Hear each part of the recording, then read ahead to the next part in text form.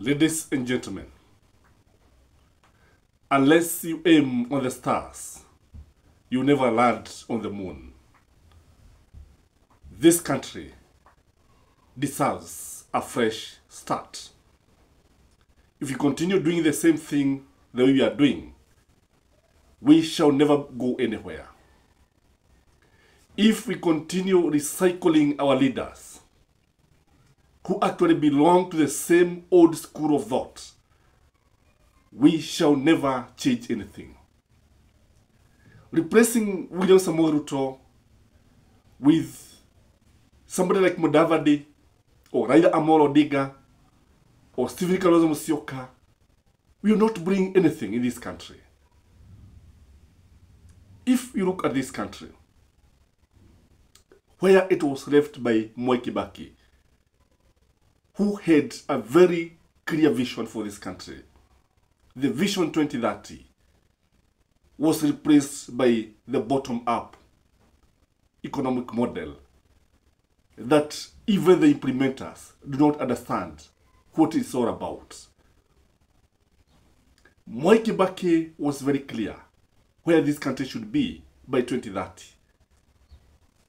And when I look at the kind of leaders that we have, I don't think Raila Amolo Odinga is capable of taking this country where Singapore or South Korea is today. I don't think Stephen Kalonzo Musyoka or William Samoei Ruto is capable of doing anything. We are wasting our time with this kind of leaders. We have lost it. Ladies and gentlemen, all the leaders that I've mentioned have been there for so many years.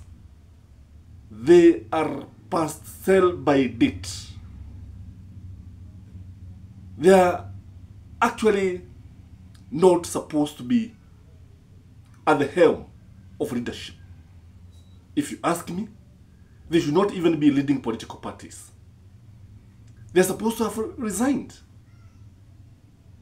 They have betrayed this nation. They have failed completely. Ladies and gentlemen, on what grounds am I dismissing this kind of leaders? You know, I respect them for what they have done for this country. I know when the history of this country will be written, some of them, like Raila Amolo Odinga, will occupy a big chapter. Others will just be on the footnotes. Others will be forgotten. But from all angles, tuwasema mgala muwe na haki mpe. Haki yao tumewapa.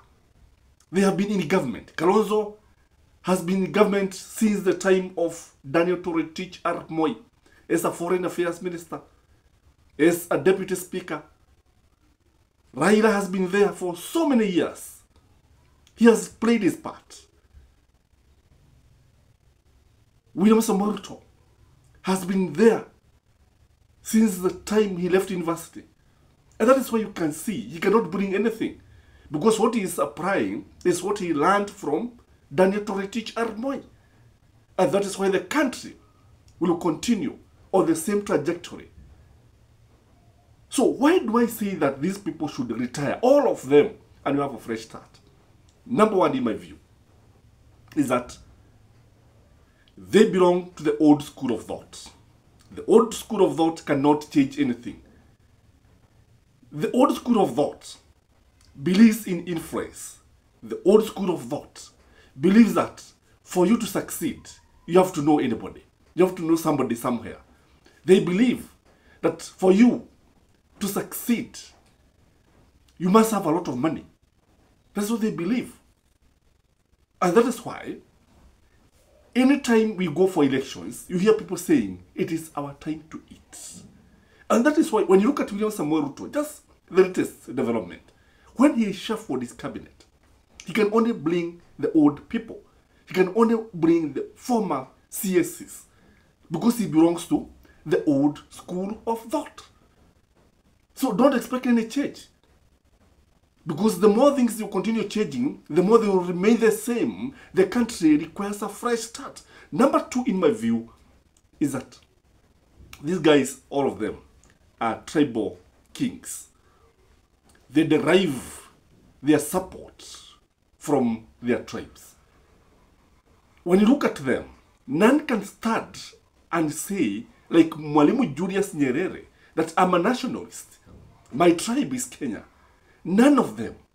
If you look at Kalonzo Musyoka, Wakaba nyuma yake, Uhuru Muigai Kenyatta, Wakikuyu nyuma yake, Raila Amolo Odinga, Waluo nyuma yake, Agalia, Balara sasa, watu wa Coast nyuma yake, and that is why William Samoei Ruto is bringing him. Mudavadi the same. He cannot even manage to bring all the Luhyas together. So a person who thinks on tribal prisms is not fit to be a leader today. Because the indigenous languages are dying. If you look at the Gen Z, that is why they were talking about a tribalist group of people. If you look at our children, they do not even speak their mother tongue. They struggle because they want to communicate in maybe English or Kiswahili. Those languages are dying even in the rural areas. So anybody who comes up with tribal argon or regionalism is not free to be our leader. And that's why you see, these guys have always divided the country for them to thrive. That is why they will tell you that the problems of this tribe, the problem of this tribe. So anybody who talk on that argon cannot make a good leader, if you ask me. The other thing is that all these people have been there in government for so long. They have not done anything.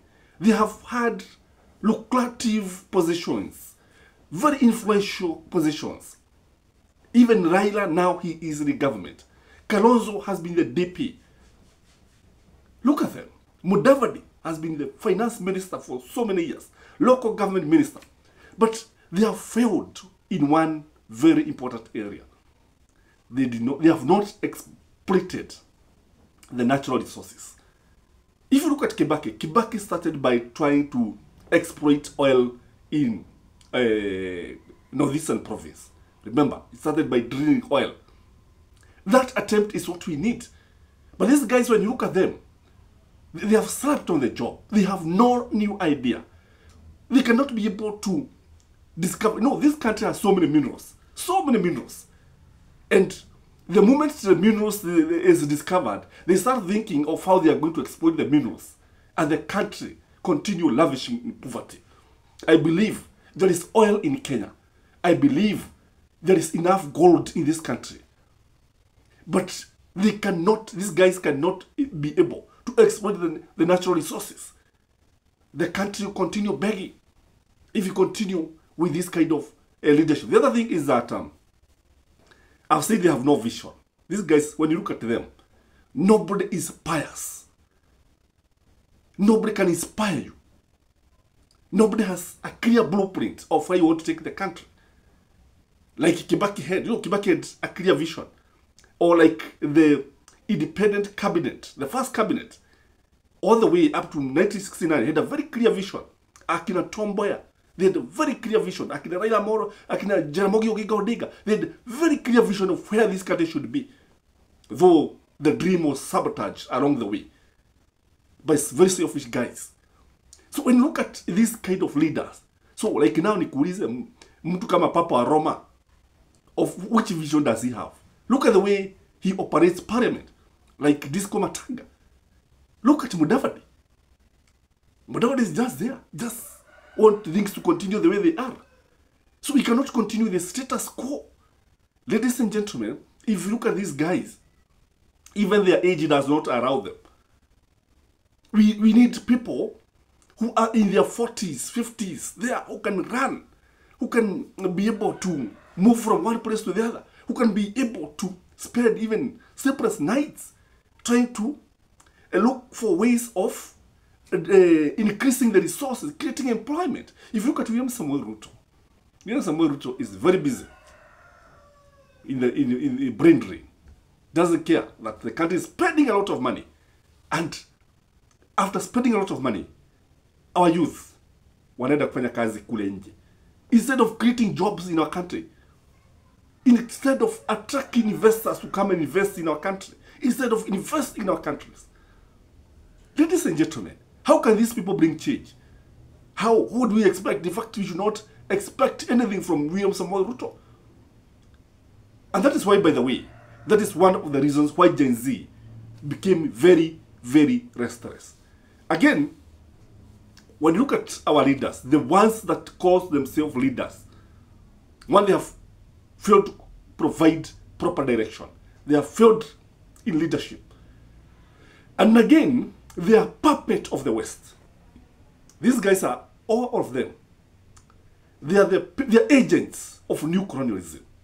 Raila must keep on going to the West, keep on going to the West all the time, keep on calling ambassadors and visiting ambassadors to pay his royalty. Look at the way we have been handpicked by the World Bank and IMF. Look at these guys. We are actually a colonized state. Only that, Mzungu does not reside here. But Mzungu anatawala akiwa Bali, akiwa kwake. And you expect Mudavadi to come and bring change? You expect Kalonzo to come and bring change? You expect Raila Ruto to come and bring change? These guys are after their own survival. They just want to preserve their wealth. Ladies and gentlemen, I have no problem with these guys. They are good guys. They are Kenyans. They have done so much. But we cannot continue with them. We cannot continue expecting them to perform economic miracles. We cannot expect them to bring anything. They can't. They can't. I don't know what you think, by the way. But the moment we stop thinking about these guys, the moment we think outside the box and even without the box, the better for this country. That's my take, ladies and gentlemen. As usual, I request you one thing. Like the video. And thanks for watching. Bye-bye.